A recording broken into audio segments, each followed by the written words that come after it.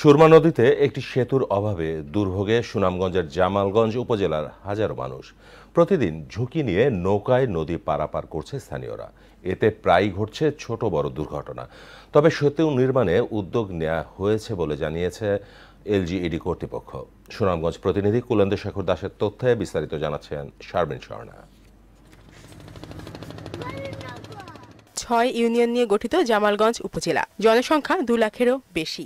জামালগঞ্জ শাসনা বাজারের মধ্যবর্তী সুরমা নদীতে সেতু না থাকায় ভোগান্তিতে স্থানীয়রা, বাধ্য হয়ে নৌকা দিয়ে নদী পারাপার করছে তারা। যত দ্রুত সম্ভব উপজেলাবাসীকে এই দুর্ভোগ থেকে রক্ষা করার জন্য ব্রিজের কাজটা সম্পন্ন করা। বৃষ্টি হলে ছাত্রছাত্রী এবং সাধারণ মানুষ উপর দিয়ে যে ফেরি পারাপারে যে সমস্যা থেকে আমরা মুক্তি পাবো।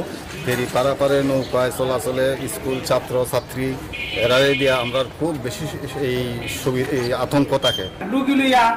এমন সমস্যাতে নৌকা পার হইতে ঘন্টা লাগে। সেতুটি নির্মাণ হলে অবকাঠামো উন্নয়নের পাশাপাশি জীবনমান ও ব্যবসা বাণিজ্যেরও উন্নতি ঘটবে বলে জানান স্থানীয় জনপ্রতিনিধি ও উপজেলা নির্বাহী কর্মকর্তা। এই নদীর কারণে আমরা বিভক্ত। সুরমা নদীতে ব্রিজ হলে সরকারি রাজস্ব বৃদ্ধি পেত, আমাদের অনেক সুবিধা হতো। আমরা ব্রিজের দ্রুত বাস্তবায়ন চাই। জামালগঞ্জ এবং শাসনা বাজারের মধ্যে একটি ব্রিজ হওয়া আবশ্যকতা রয়েছে। তো এটা আমাদের সরকারি যে বিভিন্ন প্রতিষ্ঠান আছে, ইঞ্জিনিয়ারিং প্রতিষ্ঠান, ওনারা সেটা যাচাই বাছাই করছে। তো আশা করি এই ব্যাপারে পজিটিভ একটা সিদ্ধান্ত পাওয়া যাবে। জনদুর্ভোগ লাঘবে সেতু নির্মাণে উদ্যোগ নেওয়া হয়েছে বলে জানিয়েছে এলজিইডি কর্তৃপক্ষ।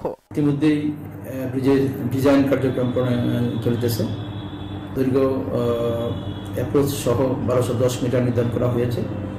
চূড়ান্ত পর্যায়ে এটা সাইট সিলেকশনের উপর নির্ভর করে নির্ধারিত হবে। সেতুটি নির্মাণ হলে যাতায়াতে বাঁচবে সময়, সব ক্ষেত্রে উপকৃত হবে এই অঞ্চলের মানুষ, এমনটাই মনে করছেন সংশ্লিষ্টরা।